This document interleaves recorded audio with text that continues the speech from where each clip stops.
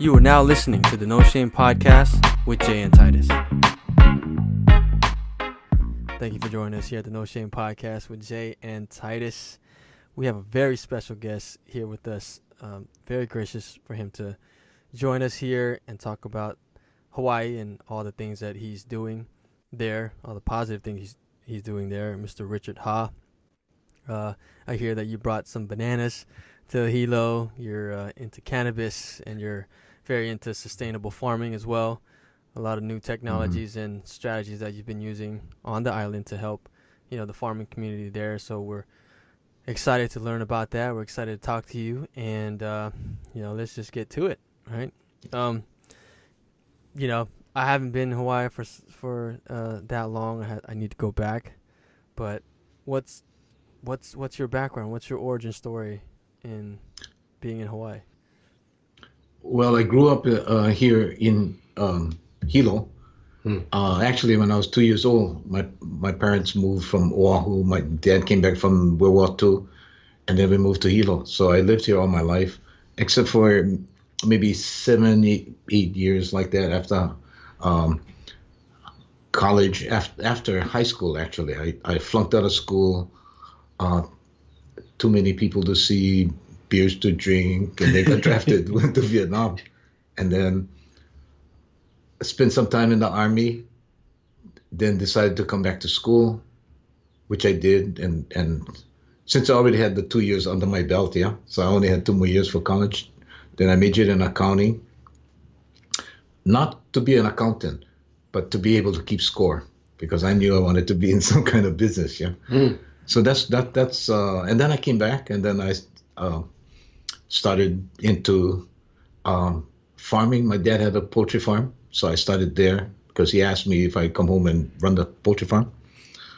And then while that was going, I started to look around. Bananas. It was just starting to become a commodity that was coming in. It was early days. So, and we knew how to grow bananas. Everybody in Hawaii know how to grow bananas, right? So we did that. And with my business background, I knew that since it was starting, that if we hustled, we could get economy of scale and kind of lead the industry. And that's how everything started for me as far as farming.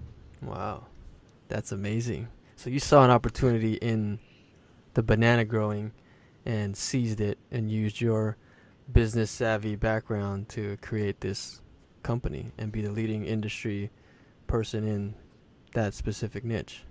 Yeah. That's amazing. And you're a vet, right? You're a veteran. Yeah. Wow. Yeah. Thank you for serving, and thank you for, doing what you did for us in that tour. Greatly appreciate it, for sure. And that has affected my life quite a bit too, that experience in Vietnam. Because what it amounted to was, Vietnam is like Hawaii, except the monsoon season was more intense and much more rain. But as far as temperatures and stuff like that, it's something we're used to. It's, easy. But so we were out in the jungle. There was about 100 of us in a company. And if something were to happen and we got in trouble, there was nobody who was going to help us. So we had to depend on each other. The unwritten rule was we all come back or nobody comes back. So you got to, whatever your difference is, you got to rely on each other. I really liked that. That was a good thing.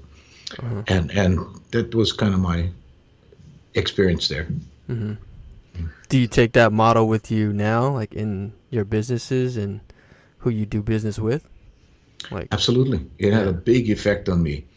Because it's a matter of depending on each other, and it's just that kind of thing. It's loyalty, and when we were there, I was kind of young, under 20 something, and I had gone to OCS, to become an officer. I volunteered to do that, and you just try to make the best of the situation you find in front of you.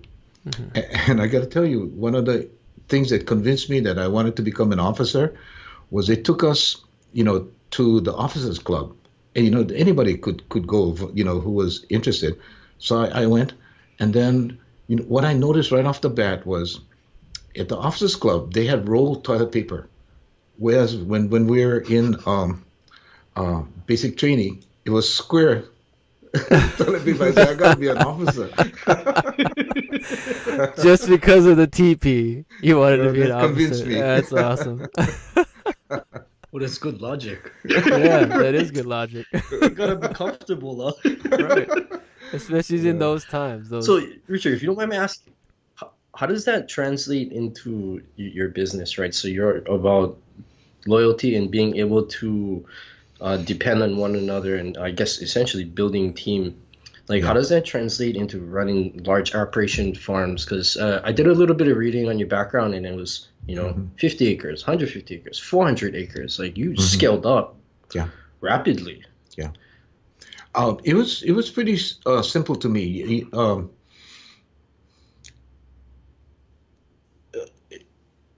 See, when I got into accounting, it was to keep score. So when I was going through school, the last two years in accounting, went to accounting classes, and then I came to this cost accounting class.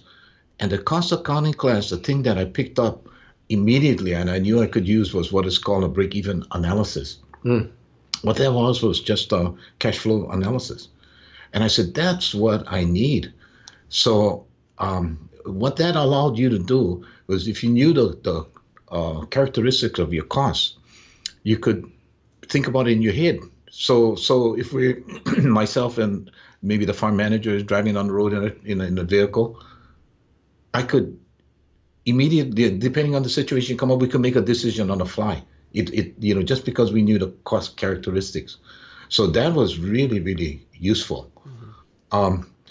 So that was one thing. Another thing was we knew that if we scaled up, we would be able to capture market share and control the market essentially. So that's what we did. Our only problem is we never have money.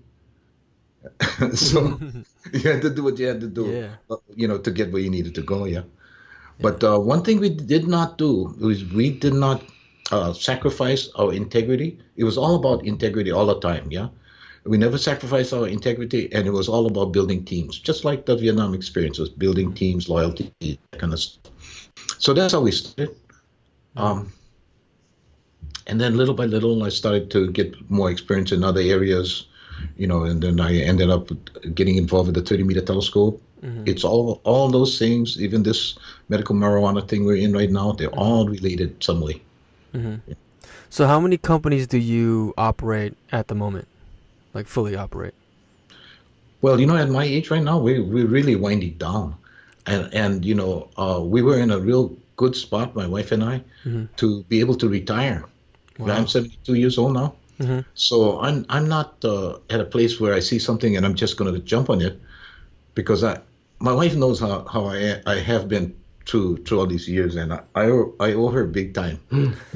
Because I'm the guy that, here's a rainbow and I tell her, hey, I know where you can go. Go. Go get it. Yeah. Yeah. And I got to say that, it's a two-person team, my wife and I.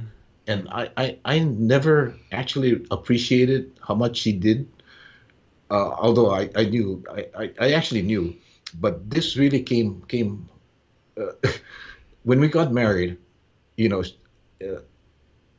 One day I came home and I showed her all my accounting records. It was all in a banana box. You would think I'd be much more organized, having a degree, but you know what? I had no experience. I just had what I had from school, the basic principles. Yeah.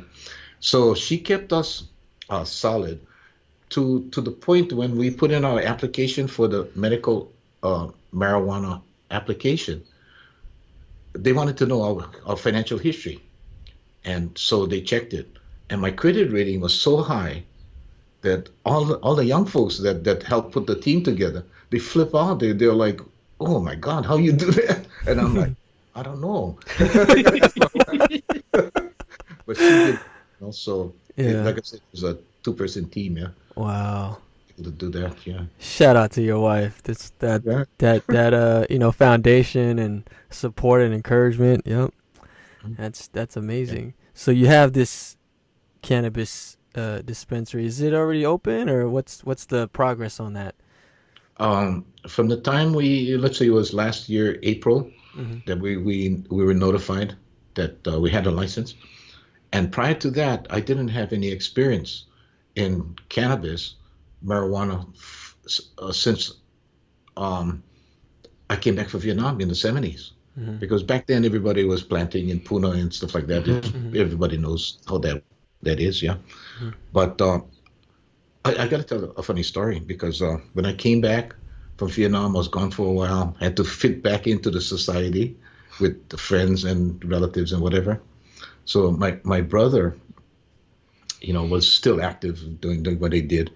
So my mom one day was driving. She was practicing driving, and then she would drive early in the morning because no more traffic, right? So she'd go practice. Then she told me, I thought I was having a heart attack. So I was talking to your brother, and he said, so what's the symptoms? And she said that she was driving. She came up to the stop sign, pressed the brake, and it took forever to get to the stop sign. So he stood up, looked in the oven, and he said, you eat the brownies. Yeah, Ma. Ma ate the brownies. Oh, she ate the brownies. Way back, yeah. The special So that's brownies. from early. But coming up, so there's a big gap there, which I was focusing on business, so I didn't do that, yeah. So when it came up, I had an extremely steep learning curve. So, but with my background, and by that time we had gone into hydroponic tomatoes and had been in it for about 12 years. And hydroponic tomatoes is interesting because the ideal situation is if you can have a controlled environment. Right. Absolutely controlled, you can control the insects, et cetera, et cetera. But we were not able to because we didn't have enough cash flow or enough money to build the infrastructure we needed to. I knew what we would like, but we couldn't do it. And the reason we couldn't do it was because high-end tomatoes was going for 20 cents an ounce. Wow. Compared to what is $200 an ounce. So you can invest in the infrastructure, yeah? Essentially what it is. So I'm like a kid in this this project because now I can see what I always wanted to do but never could afford to do. But I actually had the training and the experience, so anyway, I'm having a lot of fun. Yeah. That's... Is it true that you have cows protecting the plant? that is a funny story because, the governor had this meeting where he was signing some legislation. And so there were a lot of reporters around, and one reporter from from the AP came and talked to me, and so the folks from Leafly got a hold of that, and then they interviewed me. And what they found, what they liked about it, was because we were talking about real agriculture, whereas if you're talking about cannabis and you're talking about the commercial kind of grows, a lot of it is industrial kind, steel warehouse, this and that. Yeah, so it's hard to make the connection with. So when he heard that we were going to have cows, he was trying to ask me, how is that working? Because we're trying to make the connection between egg. And then I realized where he was going. I said, yeah, and we're going to probably have wild bulls. So he put it in the wow. The best protectors. That's what we're going to do for practical reasons, though, and mainly for maintaining the property because the cows eat the grass and keep the grass down. And not only that, because then the neighbors up and down the road can see inside and help us with security. So it's a practical reason why we're doing this. Oh, okay. Wow. What a security guard, yeah? Yeah, what a security guard. Give you milk, butter. Yeah. That's awesome. Hey, Richard, I want to change gears real quick. This is something that we typically ask all our guests. If you had to pick a spirit animal, or possibly even two. A what? A spirit animal. Some animal that kind of resembles you. For instance, Jay is like a turtle and a hawk. Two. Yeah. Okay. He adheres to turtle and hawk. Oh, I that's a good adhere one. to owl and sharks. Ah. All kinds. You can take your time with this one because we like to just go off the beaten path when it comes Yeah, to. yeah. Can we continue on and then maybe Yeah. process Yeah, that? for sure. For sure. I like that. I like that. You're the first person that actually just said that. Can I continue on later and then come back to it? See? A thinker. See? Like, it's great. So with this cannabis facility, so are you building out a greenhouse or is it just enclosed or all outdoor? Like what's Yeah, it's completely enclosed. mm-hmm. Because that's what the Hawaii rules require. Oh, okay. So it's completely enclosed. But when you do something like that, your temperature, humidity control, you're really talking about a lot of electricity because lights and all that stuff. Yeah. Mhm. Yeah. But it just so happens that this is another story. But what we've done is hook up a hydro to the stream that runs by our property. Mhm. So we generate about 100 kilowatts of electricity, and that will go to supplying the cannabis operation. Wow. So yeah, Wow. So you have a hydro pump that is generating electricity from a river. Yeah. From Mauna Kea. yeah. I know where you're going, Titus. Hey. You're getting powered by Mauna Kea's tears. Yeah, no. So when Did it, you create that? Yeah. Did you? Yeah. This is what happened. Back in 2008, there was a spike in oil price. Correct. And when that happened, a lot of stuff happened. I mean, all the folks that had big tired trucks, we had them for sale with signs on the side of the road because the cost of gas went up and diesel went up. And then what we found out too was that our cost of operating a banana farm was going up. And then we looked into it a little bit and said, you know what? It's not only the fuel part about it, it's the byproducts, like the plastic, fertilizer, all that kind of stuff. All those things are going up. So I figured, you know what? I better go study oil and see what that's about because it's affecting our costs. And so I went to the first of 5 peak oil conferences.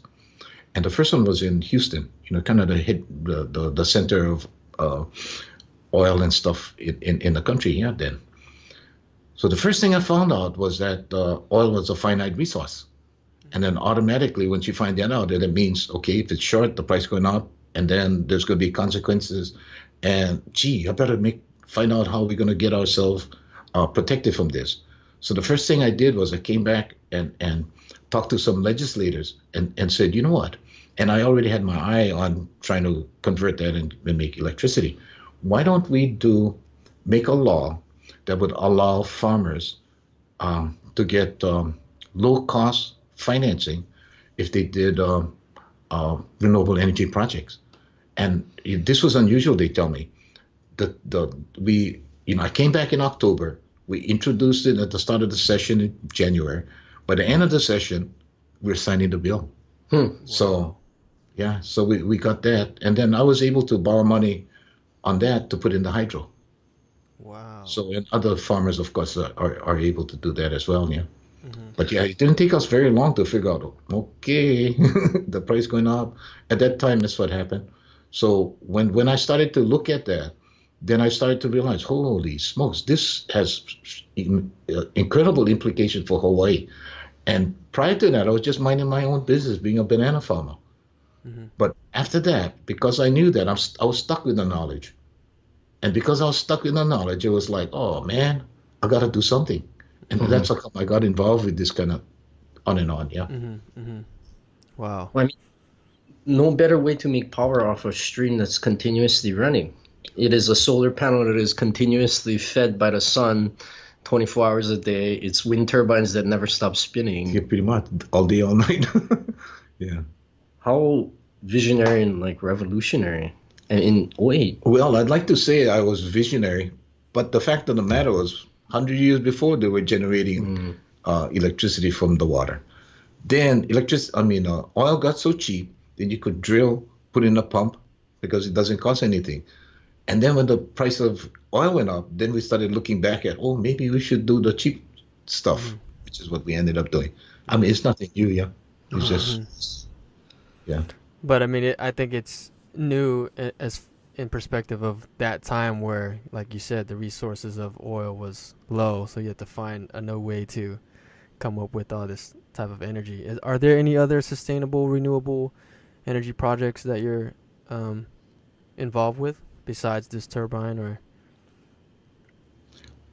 well, once we started to look at that, right now I was involved in an effort to form a co-op for the Big Island. And so we did that. We organized. And it's still sitting there. It's a co-op model because a co-op is a break-even model for people who's on that system. So I'm still involved with that. Wow, that's great. That is wonderful for the island, for everybody that's involved, yeah, right? For the whole island. Yeah. Yeah. Wow. Is Elon Musk building some stuff on the Big Island at this point? Just the Tesla stuff, the battery right system, to that backs up solar and stuff like that. Pretty much that's what I know about. Yeah. Wow, that's crazy. He's way out there, that guy. Yeah, we were just talking about him on a different. I like him. I mean, because he's talking about, okay, be careful of artificial intelligence. Yeah. We were just discussing that. Yeah. How do you feel about artificial intelligence? I mean, everything's good, but it is you gotta watch, yeah. You gotta make sure you do the right thing. Yeah. Wow. Yeah. So let's talk about the 30-meter telescope. I'm really intrigued about that. I've done some reading in a couple last couple of days here. Like, how are you involved in that whole project?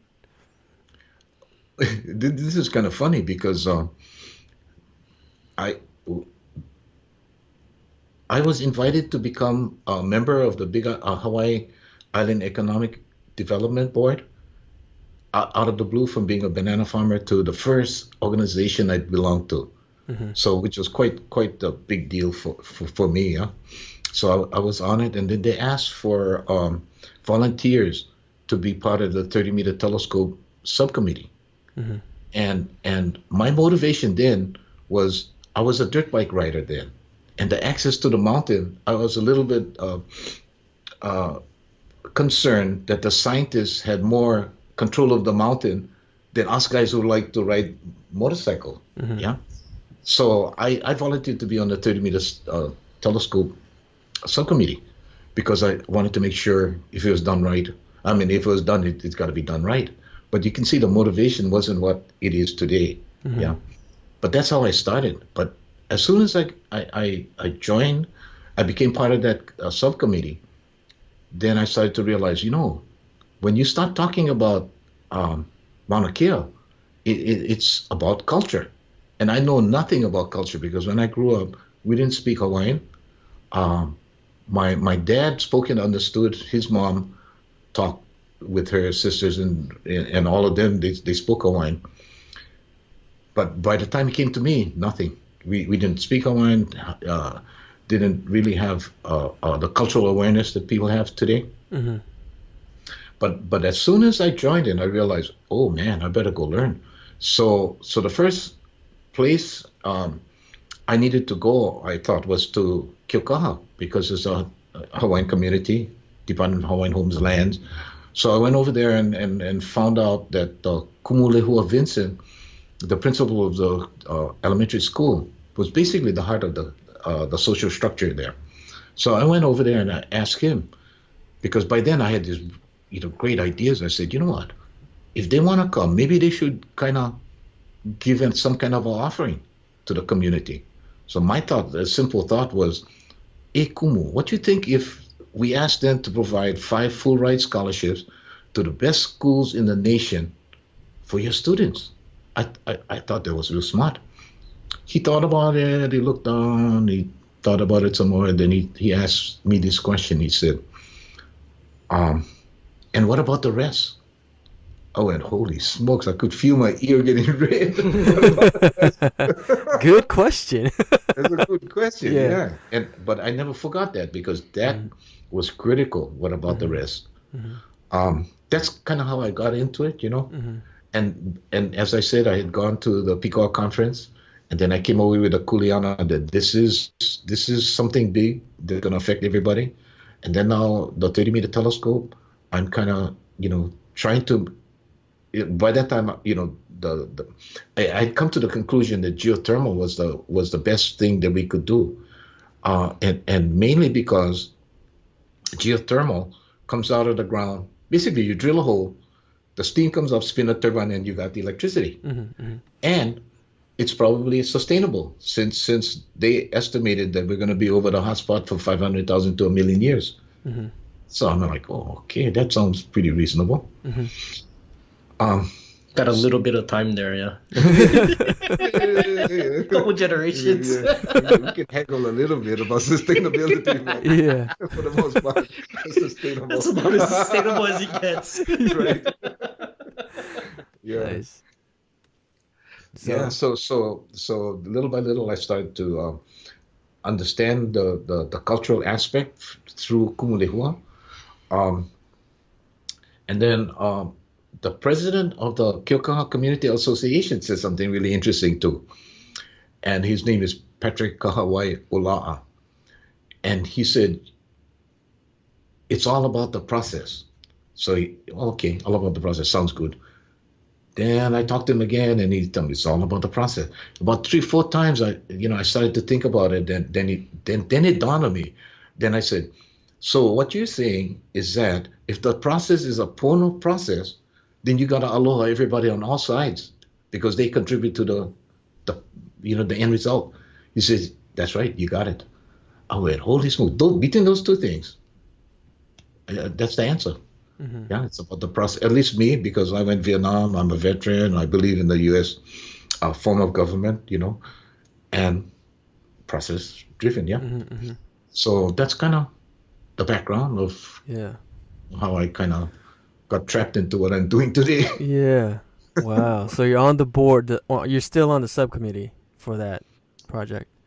I am, but it kind of moved beyond that already. Yeah, because the Hawaii Island Economic Development Board was one of the initial drivers of this, but then it started to move further and further. Yeah. And they just passed permitting, right, to build. Yeah. Wow. Yeah, I was reading about that whole telescope and the construction and how big it's going to be, you know, how far it's going to look into space. It's going to be an incredible piece of machinery that could possibly give us a lot of information about the universe. I mean, that's incredible in and of itself. How do you feel the other? Because I've also, you know, read and heard about the protesting and the opposition from the Native Hawaiian side. How do you think they feel with this whole, you know, construction of this new telescope? Well, the way when it came down to they were going to have this hearing in a court case to decide whether or not the 30-meter telescope would go or not go. It was a contested case, which started several months ago. That was when several of us realized that we got to do something because there's not going to be any tomorrow. If we don't do something now and enter the process, we would have no say. It'd be over. So then we decided to form a group that would testify in favor of the 30-meter telescope. And so we got a law firm to do pro bono work for us, and then we started into the process. Then we testified, you know. And your question about what do I think the opposition might feel? Well, you know, my feeling is that they have been advocating for um, the culture basically. There are several different specific places they belong to, but in general, they're advocating for the culture. Now, our group is also advocating for the culture. The difference between our group and the opposition is that we're saying that science and culture should be able to coexist, and some of the other folks are saying it's all or nothing. Not all of them are like that. Some are playing, up to this point, they're going with the process, and they're willing to follow whatever the process ends up at. So as it turns out, we are actually all on the same side, the Hawaiian groups, us included. Yeah. So, and one of the things our group advocated for was a cultural center above the clouds. And it was very important to make that distinction above the clouds, because that's the, what do they call that? The conversion layer? Inversion layer. It's the inversion layer. Yeah. So at that point and above, you when you're up there, you can see the stars. It's real clear. When you're below that, you're in Hilo, you're looking up at the bottom of the clouds. Yeah, so you're in a different world. So now when we're advocating for a cultural center above the clouds, we're advocating for a place that affects the whole world. And why would we do something like that? Because if we don't make a stand and put something there to say who Hawaiians were, what they represented to future generations, it's not going to take too long before the Hawaiian race will disappear. Because the problem with Hawaiians is they marry everybody. Yeah, hapa everything, yeah, that's how it is. Yeah. So it doesn't take, more clearly, for 1,000 years you had only 100% Hawaiians. From 1920 to now, about 100 years, 4 generations, they're asking for 1/32 to qualify for Hawaiian homeland. So that's pretty fast, yeah? Yeah, that's fast. You can imagine? So and we also know that the Hawaiians were great explorers, yeah? They sailed up using the stars, and then Hokulea went out and did their worldwide journey. So they're back. So everybody knows they're great explorers. What this culture center we want to establish, we would like to see continue that tradition of exploring, this time with space. Right.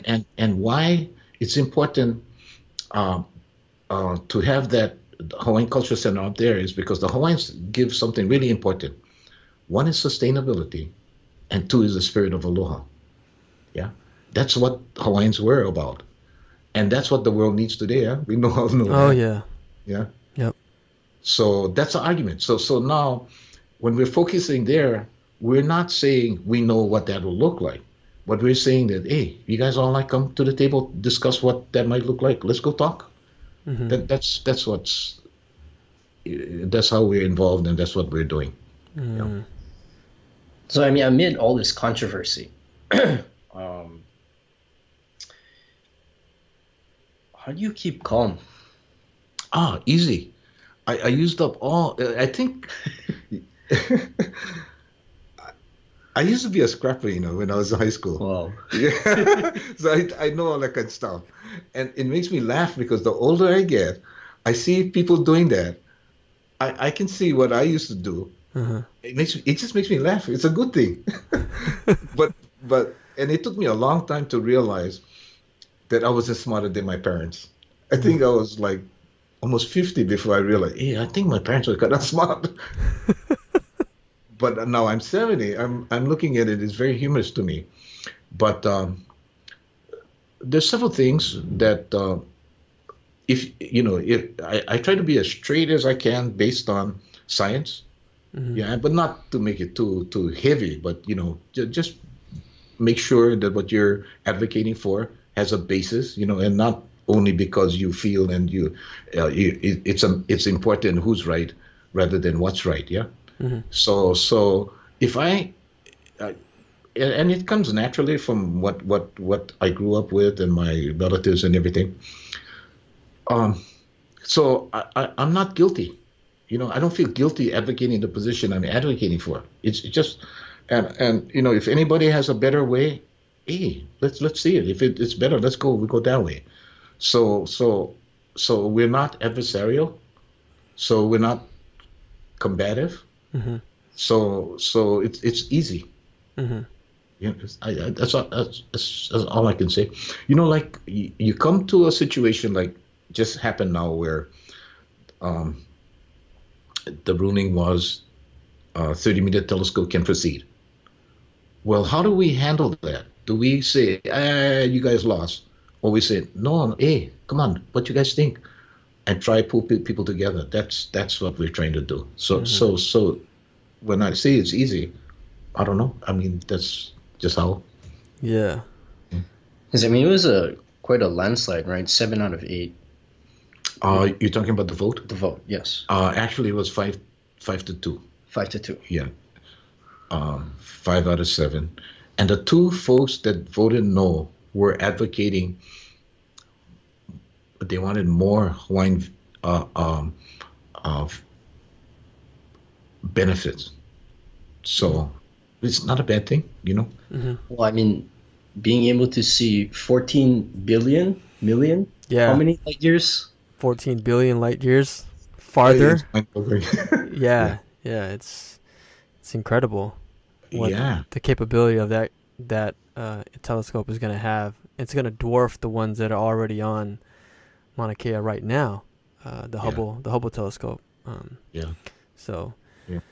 Yeah. It's incredible. So it's supposed to be able to look back into the darkness. Mm-hmm. Yeah.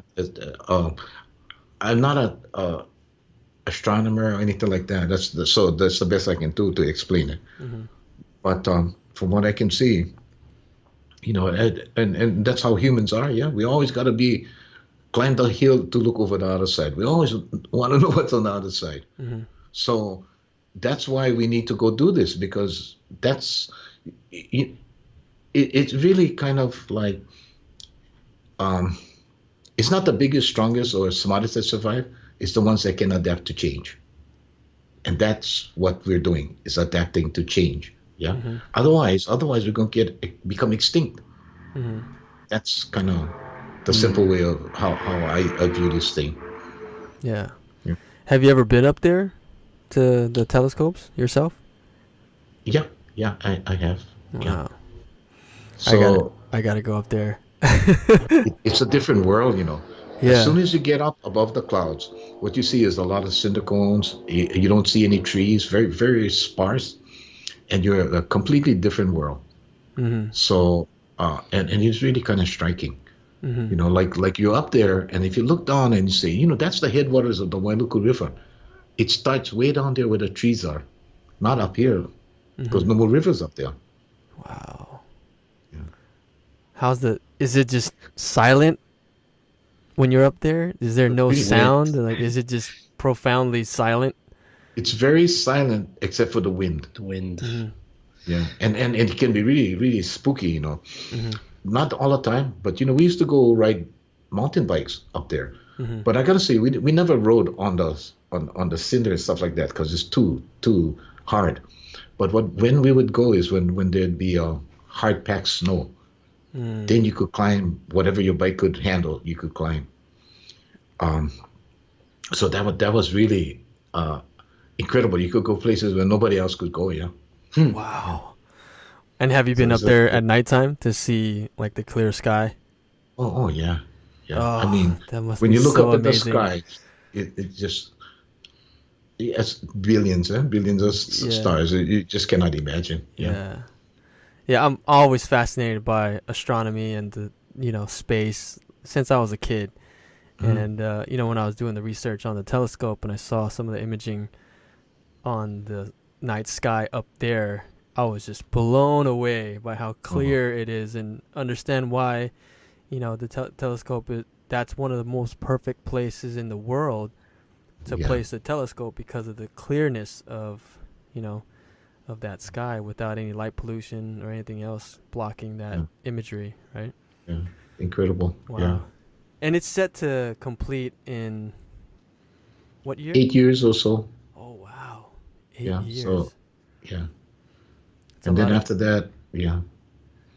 yeah. Yeah. So 8 years of construction, and then First Light. First Light. It's a Yeah. lot of job opportunities too, right? Is that some Yeah. of the Absolutely. yeah, some of the benefits of that? Yeah. And what we're looking for is um, something to diversify our economic base. Yeah. Because right now it's tourism and military. Hmm. So the 30-meter telescope, it's not only for astronomers because there are only so many astronomy jobs, but there's a whole bunch of spin-off from that. Lot more. First of all, it's the construction, of course, but beyond that, it's a whole bunch of different spin-offs. Um, so, and the Big Island has the lowest median family income of all the counties, so that's a big benefit. Yeah. What are some of the spin-offs as an example? Well, my son works up there. Oh. So he went to Hilo Community College and carpenter and electrician.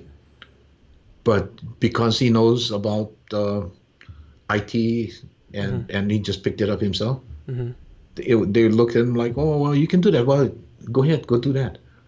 So what happens now is he has a real good job and he can raise his family on that. And they like the fact, as a general rule, that local people are having the jobs because they're not moving from here. This is home, yeah. So it's a way of saving money for them. Yeah.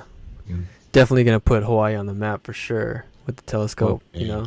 Yeah, it's great. I think I read a quote about one of the people who were pro telescope saying that same thing that you said. How Hawaiians are always explorers, of new lands and going to find new places, and now it's taking it up to space. Yeah. Which I thought was amazing. Like every time someone's gonna say, "Oh, we found a new planet. Where'd you find it on?" In Hawaii, with this telescope, right? That's Yeah. I mean, I can already Absolutely. see the headlines or whatever it's gonna make, on NASA.com or whatever. It's gonna be like, wow, and then everyone's gonna know it's Hawaii. That's Yeah. amazing. That is amazing. So you still drive up there on your bike? Oh no. I evolved, yeah. First I was riding dirt bikes and helping with, dirt bike races and stuff like that. Then I broke ribs and collarbones. Then I went to mountain biking, and that got too tough. So I'm 72 years old now. I'm not into dirt biking. You do not look like you're 72. Fantastic shape, yeah, you look Richard. You look like you're well over maybe 50, but not 72. That's awesome.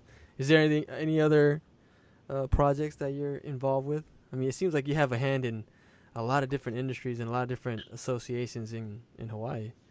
Well, it's actually very focused. What I know is agriculture, and the other thing I know about is the energy side of it, because of having gone to. I was the only person from Hawaii to have gone to 5 PCOL conferences. Wow. And so I kind of understand, the issues. So those two things is what I focus on. The other things, I don't, everybody got to do what they can do, yeah. So I don't venture off into stuff I don't know.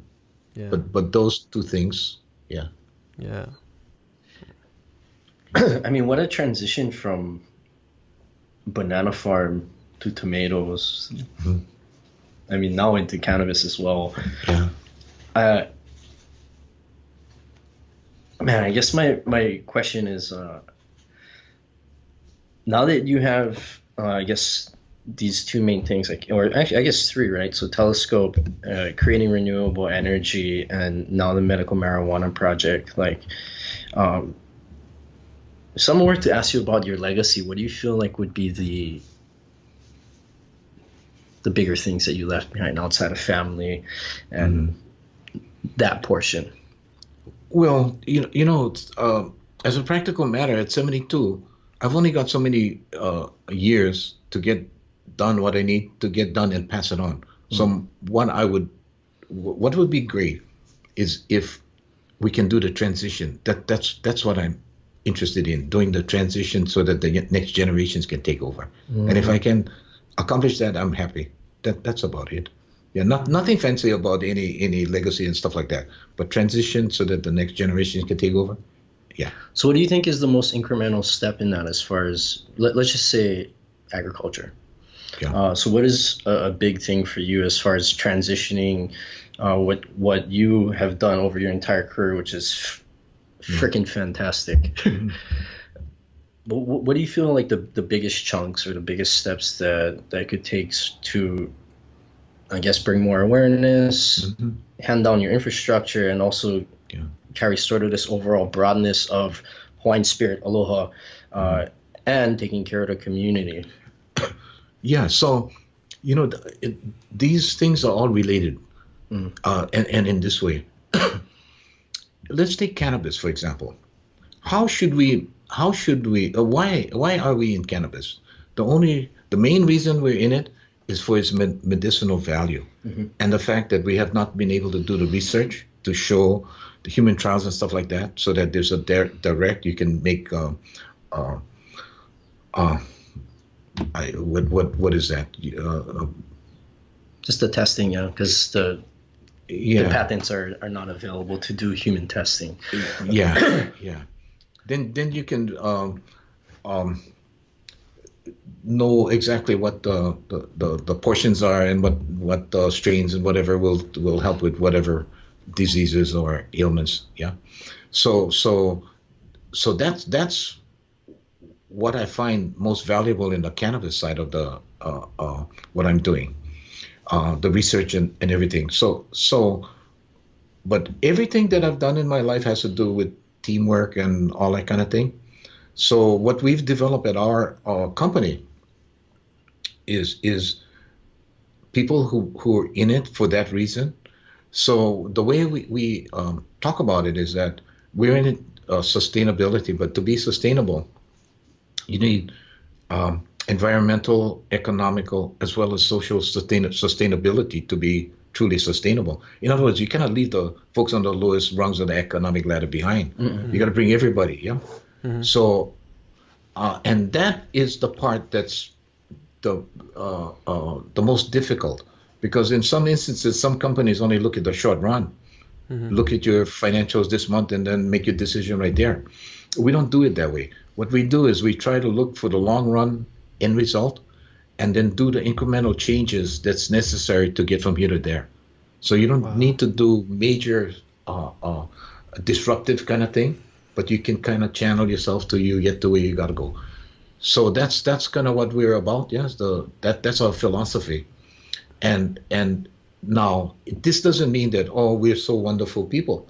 What we're saying is that you can do good at all three. As a matter of fact, I'm saying, as my point of view, is that we can be the best at all three.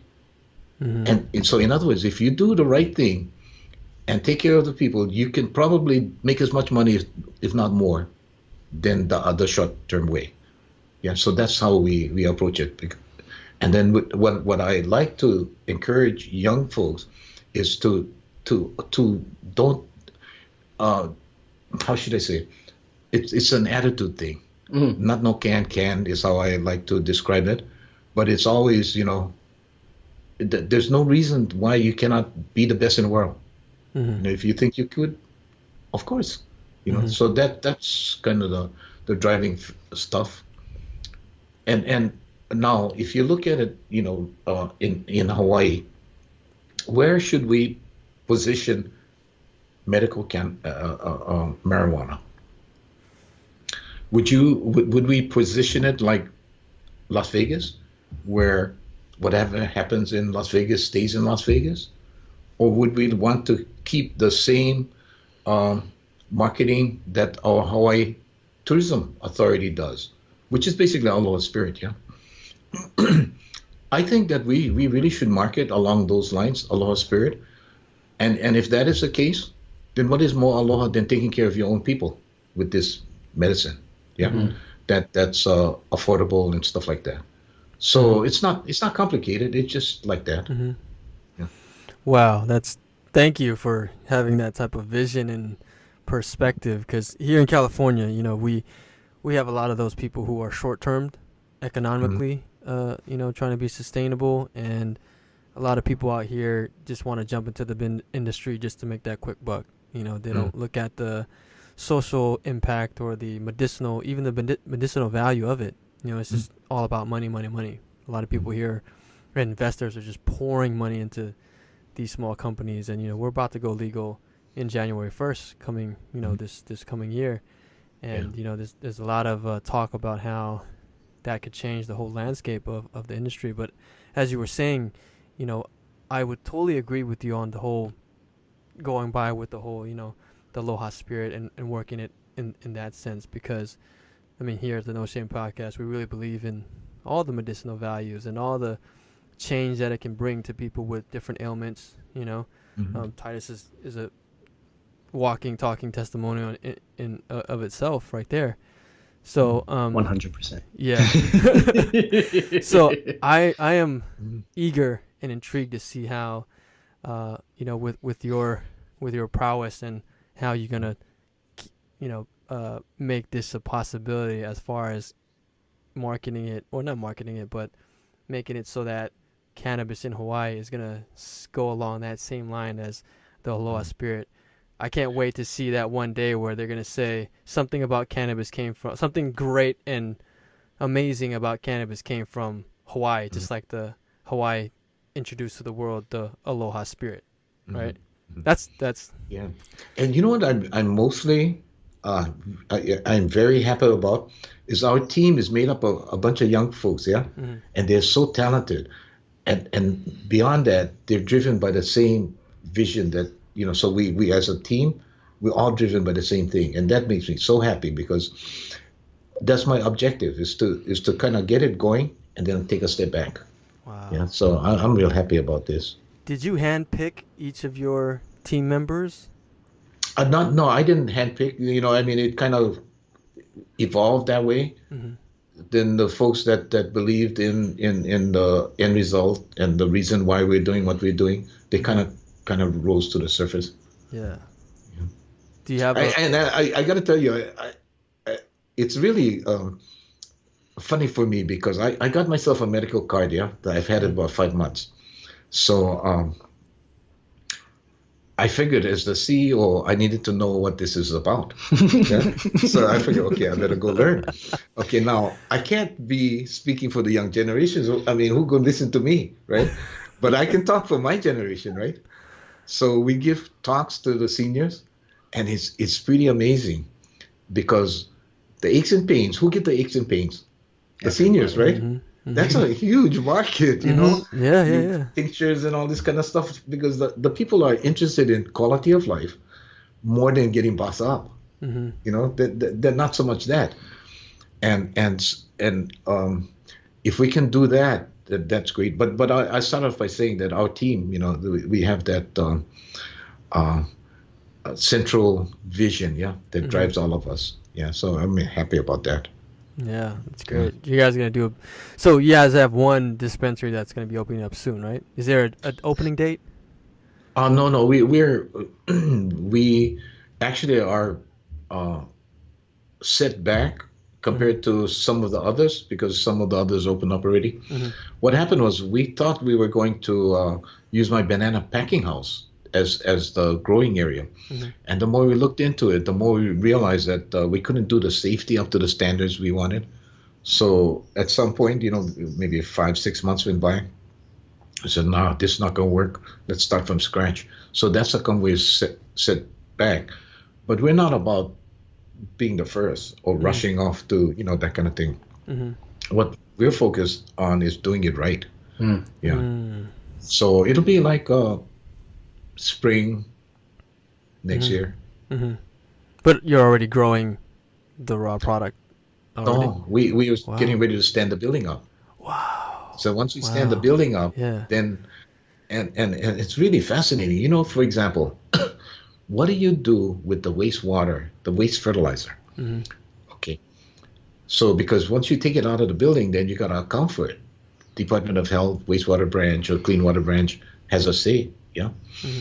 What we're going to do is take the fertilize the water and just run it straight through, and then it'll drop outside. Then we'll take it and put it into the pond that we have. We have about 250,000 gallon reservoir that's filled by a spring on our property. So we put the fertilizer in there, and the algae grows, and tilapia eats algae. Yeah, they're vegetarian fish. So that's kind of how we're gonna do that. So now what do we do with the fish? It's not enough to be commercial, but wouldn't it be great if we could give this to our workers, or periodically have a fish fry for the neighborhood? Yeah, so that we all are looking at this the same way, kind of thing. Love fried tilapia, man. That's the plan. I love fried tilapia. It's a good fish. Good fish to eat. It is good. Yeah, it is. Yeah. and of course we can feed the security cows. Yeah. Back to the cows. No better security guards, man. No better. You gotta feed them right there. Yeah, Give them the scraps. Here you go. That's Yeah. right. Wow, that's awesome. That's awesome.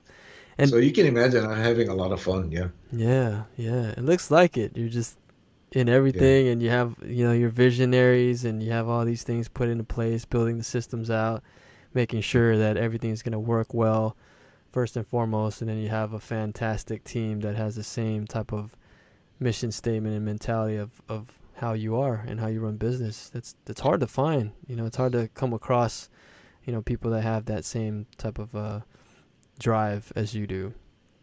So. I kind of got it from my Hawaiian side of my family. To some aspect, because I'm Okinawan and Korean and Hawaiian, South Korean. Wow, that is a mix right there. Which one, right? I'm joking. He's been waiting in the wings for 72 years. Yeah. So the Hawaiian side of my family, I observed Uncle Sonny Akamahili. He used to grow watermelon on his place down Maku. So they had this place at the deep soil, very unusual. But I watched him grow in the old ways. So what I observed from him, and I spent many hours with him, just shut my mouth, listen, for a long, long time after I came back from school. What I saw was that he would rely on the extension agents from the university, and so when he was growing his watermelon, he would have a can of Raid in his back pocket, and he said the extension agents told him that if he had a corn on both sides, they would hide under the leaves at the middle of the day when it's real hot. So his thing was he'd just go over there between 10 and 2 and just shoot them. Real effective. It's just spraying the whole thing. I said, that's kind of interesting. He learned that from the extension agent. And then, when he first started, the way to open up land was to cut them with a sickle and then roll them up with a rake and then pull it off the side. And then what's left, you get a hole and just dig them out of the ground. And then the next thing that would happen is that any seeds that was there would sprout. Once he got rid of those, then very little more seeds. So that was the procedure. But it took a lot of labor to do that. But as soon as Roundup was available, he used it. And because it's new technology. So I watched him do that. The main thing I learned from him was that to look at any farm, it doesn't matter the size of the farm, but to go there and look at how the farmer solves his problem. How does he make the pluses exceed the minuses? It doesn't matter the size of the farm. It's not a matter of how nice his car is or anything like that, but it's how he solves his problem. So that was the biggest lesson I learned. Yeah, and he got that from his parents. Yeah. Yeah. And what was interesting too is he did that. He made the pluses exceed the minuses, but he took care of the land. He mowed places where he didn't have to, but he made it so because when people came, it was presentable and stuff like that. And and that altogether was how he took care of his property. And I, oh man, that's pretty interesting. Yeah. But yeah, that kind of stuff. Yeah. So as a farmer in agriculture, do you have your own like farm in the back that you grow all your fruits and vegetables to eat and cook with? Not really. We go down to the He's like, I do that for a living. I don't want to grow my own stuff. But I am thinking of, growing stuff and take them down to the food bank because I like nice. to fool around with stuff, yeah. Yeah. And then just drop them off at the food bank and take, or to a church or whatever. It doesn't Right. matter, Right. at least later on. But Yeah. we'll see. Yeah, my father-in-law is a green thumb. He loves to grow orchids. So he's has all these orchid plants in the backyard, and he's out there on the daily. That's his routine. He goes out there and checks on the orchids, make sure there's no insects eating it, and he waters it. And it's just the love of doing that, right? Yeah, absolutely. Yeah, absolutely. it's real. Yeah. It's a real deal. And so it's making me look like I'm somebody special. That's not the case, everybody got to do what they can do. I give you an example. I was over in a county building, and there's two ladies that are volunteer over there. So I went over and asked them what they do and how much time they spend, and they're just volunteering. But what it is between the age of when they retired to when they're not going to be able to do this, they've got something that they can contribute. It's a little bit, but that's what they can contribute. And there's a whole bunch of people in between, from there to me, and way above me. You just got to do what you can do. And you can do it. That's about it. Yeah. Everybody contribute what they can. Yeah. And everybody's contribution is equally important. Yeah. Words of wisdom right there. Everyone's contribution is equally important. Gotta write that down. It's a good one. Yeah, I like that. It's a big deal. Yeah, it is. Yeah. Yeah. That's why we always ask, what you do, the older people, because they're finding it's either that or watch TV. Yeah. Yeah. So you can see people feel good about what they're doing, and they do what they do. Yeah. Yeah. For sure. Good stuff. Yeah, definitely. Titus, do you have anything else? I'd like to ask about where you think cannabis is going on, like in the medical realm. Like, how far do you feel like it's gonna go in the next 5-10 years? Because since Hawaii's so new, because obviously just opened, like there's the social acceptance of other states and other markets is very high and very well aware. So where do you see the cannabis industry sort of going in the next 5-10 years, and where would you like it to go? Yeah, well, I'd like to see us do more research so that we can identify specific ailments that needs certain combinations of CBD, THC, terpenes, and stuff like that. And we're way behind that, but we gotta have incentive for people to take the time to do that. Otherwise, you just be growing stuff to get all bust up. Yeah. So that's why I'm an advocate for the medical market, and I'm not concerned so much about the recreational side, but I would like to see us maintain the vertical model that we have now, because it gives incentives. First of all, the vertical model means that you can control the product from seed to sale. Seed to sale. Yeah. So what goes in, what comes out, Yeah. That's really what I would like to see more of. What I see in some of the other markets are you see on the bottle to say this percent, and okay. But you don't know if that's the case. You get the same results if you can just buy on that basis, because you could have various different strains having the same proportions and maybe not having the same results. So we got to be more specific and more accurate, and we got to have some incentives for that to happen. Yeah. So but that's what I'd like to see, is be more and more accurate and precise products for different things. Yeah. They're trying to do that here in California as well with the implementing of the seed-to-sale system. They even have a tax break on, per ounce that they sell here in California to combat the black market, because they know there's a lot of people out here growing and they sell it to the dispensaries, and there's no track record of how it's grown, what things they use. I mean, they could just say it's organic and all that stuff, but you really don't know, like you said, So Yeah. I think the whole commonality of having all those, information, better equipped information of each strain and what the effects are would be beneficial to everybody, for sure.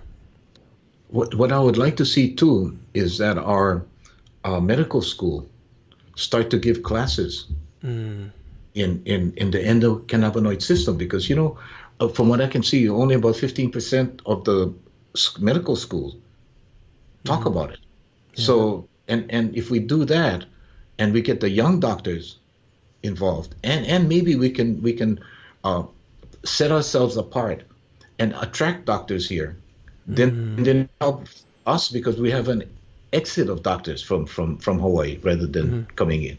Yeah. But I think it's going to be the young doctors that's going to make everybody change. Not so much trying to convince the older ones, because they're kind of have to make a living and stuff like that. Yeah, and then they got to take the time to learn all this all over again. Yeah, but I'd like to see that. Yeah. Yeah. I'd love that to happen. Yeah.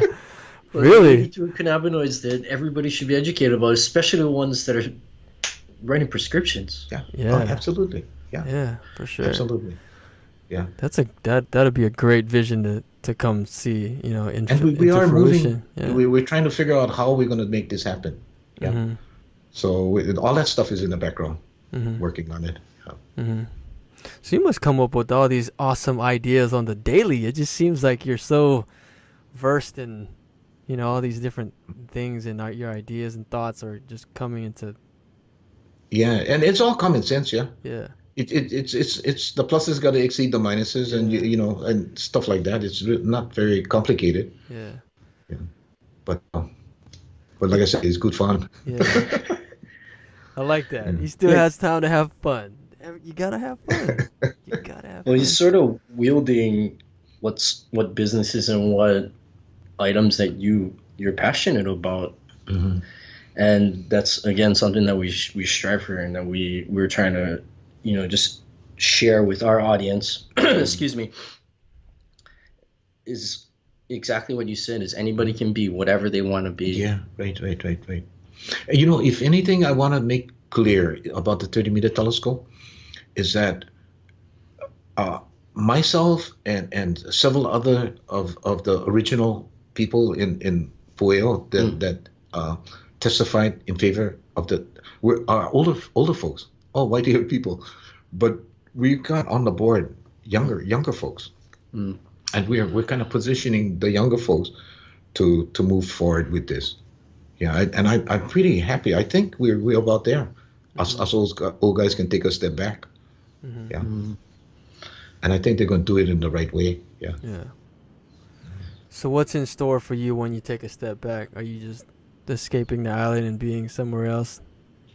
Or are you just going to chill and do something? I'm sure. What I really like to do is travel. There you go. Because I mean, there's all these different civilizations that they've done this and that and whatever. That's so fascinating to me. I go to England and I walk, at this place where this guy that was famous, and then you look, the door is only about 5'8". The people were short back then. They were starving, is why. Yeah. Yeah. So interesting stuff. Yeah. So you want to travel. Where would you go first? It's a hard one, because we can go to Portugal, because June is from her ancestors are from Portugal, Okinawa, I'm interested to see what's going. Okinawa, Japan, Korea. I don't really have much connection in Korea though, because my grandfather kind of disappeared. Nobody knows what happened to him. So he disappeared out of the family's life, and we never did have a more than himself that connection. Yeah. Wow. I've been looking to go back to Okinawa too. I wanted to go trace back the roots. Yeah. We'll follow the line to see as far as we could go back. Yeah. I keep telling him to go. Just go, bro. Just go. Yeah. In Portugal, is she from the mainland Portugal or the Azores Islands or? Azores. Oh, Azores. Oh. Yeah. Island to island. So That's what's up. What is that? That's island to island. She's from the Azores Islands to Hawaii Islands. Yeah. Nice. Awesome. So how long have you been on the committee for the TMT, since we were back on that subject? I'm sorry, totally just back in my mind. Well, we started off, let's see, 2000. I don't know exactly, but it was more than 10 years ago. Wow. Yeah, so I've been at it for a while. And what I've been advocating then to now is the same thing, because the foundation is the same. Yeah, it's science-based, it's respect for the culture, and it's trying to interact with people so that you don't make it impossible for them to come back to talk to you. In other words, if they make you mad and you respond, you're not going to talk to each other. But if they make you mad and you shut your mouth and just take it, maybe you can still come back and have a discussion. Yeah, so that's kind of how, and that's just common sense too. Yeah, I mean, that's the only way to really. It's a small island. It's not, I mean, it's a big island, but it's a small island. It's the only way to have a real conversation about a very, very, very touchy subject. Yeah. Which again blurs a lot of like mental lines and bloodlines and. Yeah.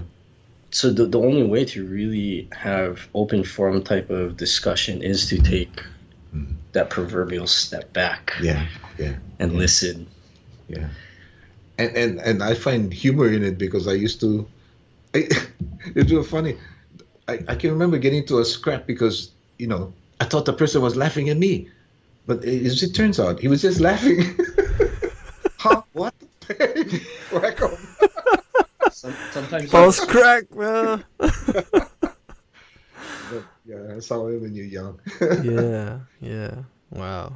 Well, that's a lot of, I think, legacy that's going to be left behind for your, for what you're doing and what you continue to do for generations to come. Because, I mean, that telescope's going to tell us a lot of different things and give us a lot of different information about the universe, where we actually came from, right? Is that where we came from?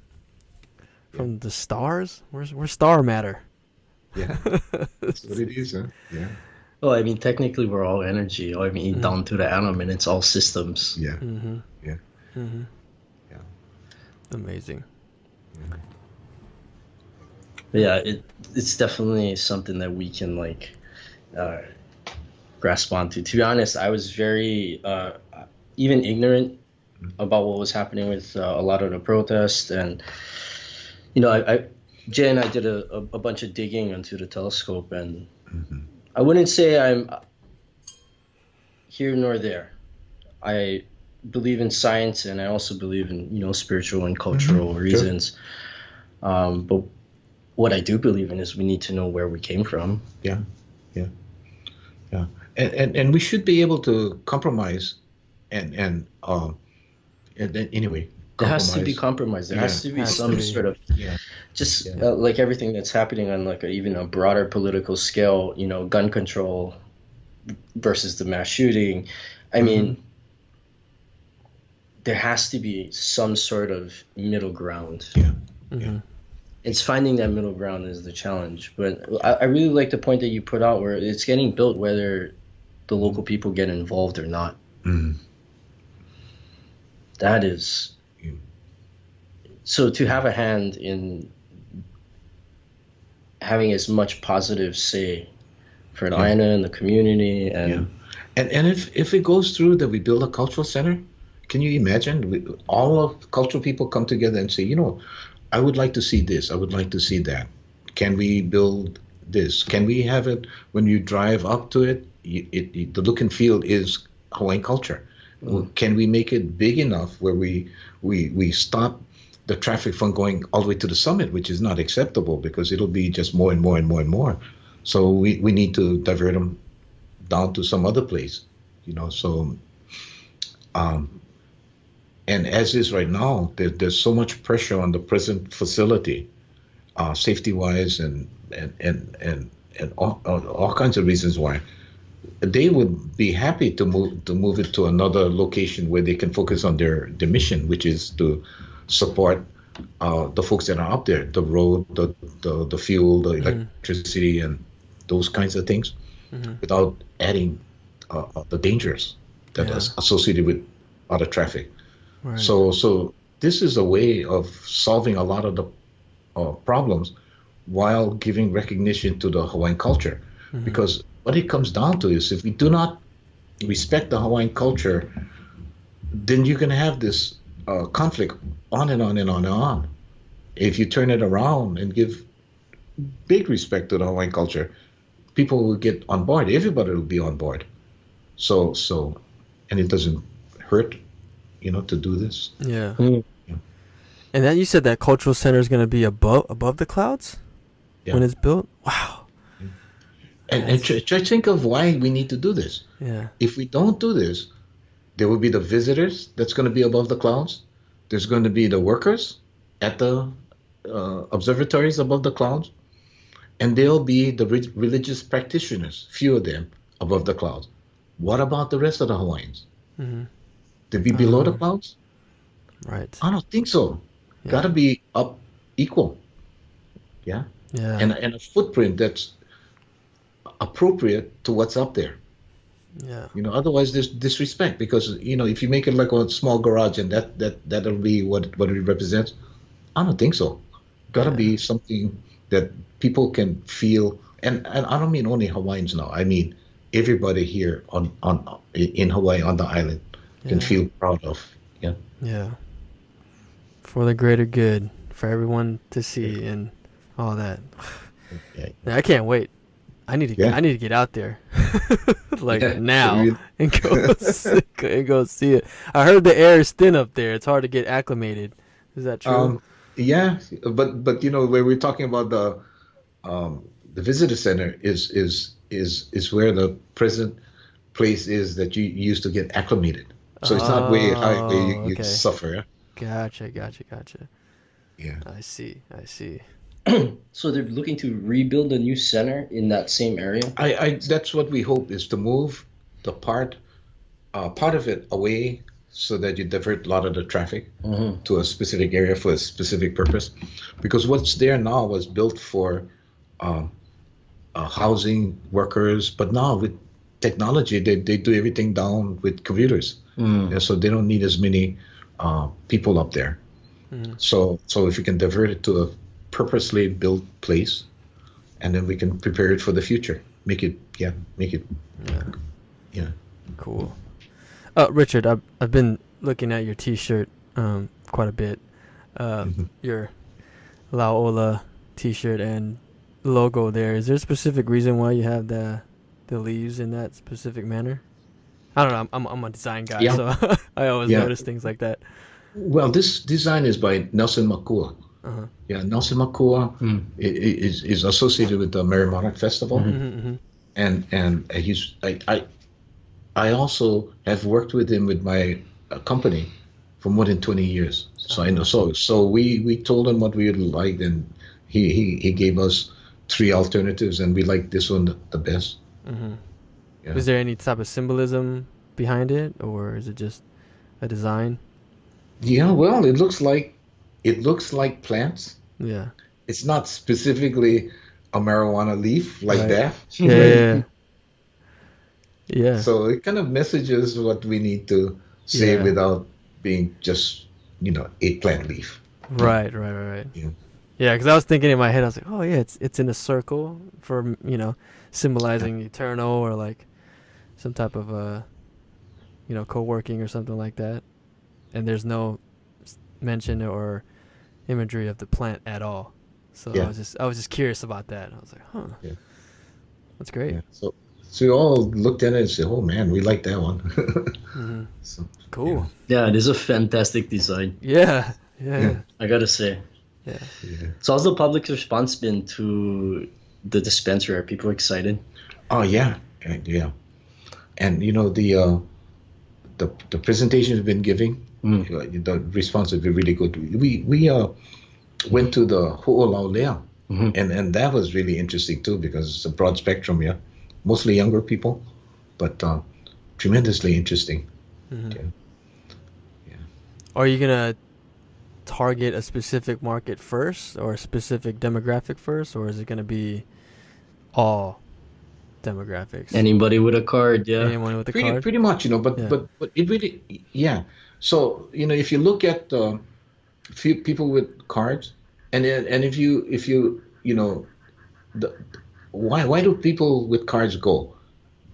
Mostly it's because of pain management and that kind of stuff. They're not the cancer and the epilepsy is a smaller proportion, yeah, of the medical use, but generally it's pain management and stuff like that. And who get the aches and pains? The old people, yeah. Yeah. So it's really funny when we talk to the old people, they quickly, all the negative stuff goes away because they're not interested in that. They're interested in the pain management, Yeah. that kind of stuff. Yeah, quality of life stuff. Mm-hmm. Mm-hmm. So real quick, so we were giving a talk not too long ago, and there was about 70 older people, and they were about the most attentive audience I've seen in I don't know how long. The youngest person was like 50, the oldest was like 80 something, and in between there, and they had pens writing down. None of them fell asleep. They were all attentive for an hour and a half. I couldn't believe it. Wow. Yeah. Wow.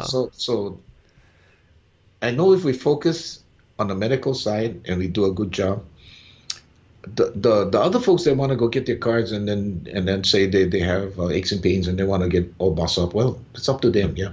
Mm-hmm. So we the reality of it is we've got to provide stuff for all segments of the market. But if we focus real carefully on safety and that kind of stuff, I think people, no matter what they want, will come to us because of that. Yeah. So Are you going to be your inventory of the plants or cannabis? Is it a specific strain? Are you picking and choosing which ones you're going to grow and sell and all that stuff? Yeah. Is there a reason why you're picking those specific strains?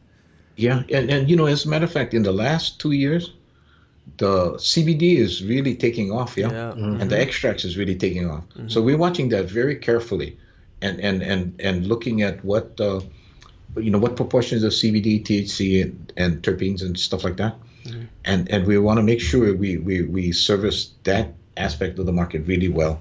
Then there's some others that are very popular, and we'll provide that as well. Wow, yeah. CBD is booming out here. Booming. Oh yeah? Yeah, it's huge market.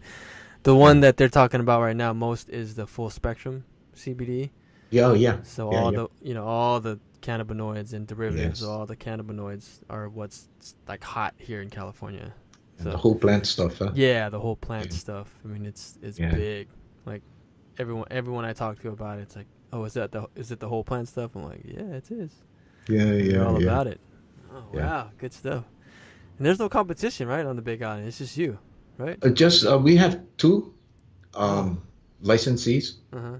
So they'll do their stuff, their thing, and we'll do ours, and then 50% of the market, they get 50%. It's fine. Is it both going to be located in Hilo or other sides? Well, each licensee can have 2 dispensaries. Oh yeah. So there'll be 4 dispensaries, Right. and it'll go to the higher populated areas. Kona is one, and then Hilo is another, and then there may be Puna and Waimea Mm-hmm. at some point. But we'll just have to see how that works out. Right. Cool. So flower, capsules, extracts. Thanks, yeah. Oh, Tinctures and everything. rubs and all, everything that's possible that they allow, we will do. Yeah. Yeah. But How do you feel about the cashless system? Do you think that's a step forward, or? Oh, yeah. And that's a really interesting thing, the fact that the way it's set up now is cash only. Yeah, because it's just the way it is. So it makes the folks that are in the industry crooks, because they have to, figure out ways to make sure that the banks don't know their names and all that kind of stuff. Otherwise, they'll get shut down. But what happened was the Colorado Credit Union came in and offered to bank us.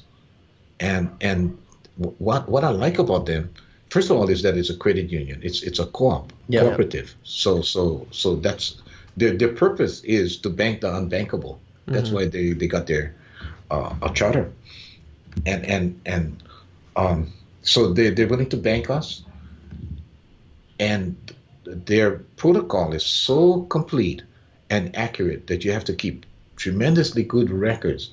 So and they realize that it's temporary, maybe 2 years at the max. And in the meantime, we need to kind of get up and running, prove to our own credit unions that what we're doing will protect them, will give them some safety and comfort. So we're going through that process, and already I've got calls from credit unions that are interested, want to start to talk to us. So that's a good thing. Yeah. Before we're acting like crooks. Yeah. Sneaking around and all that. Yeah. Interesting. Yeah.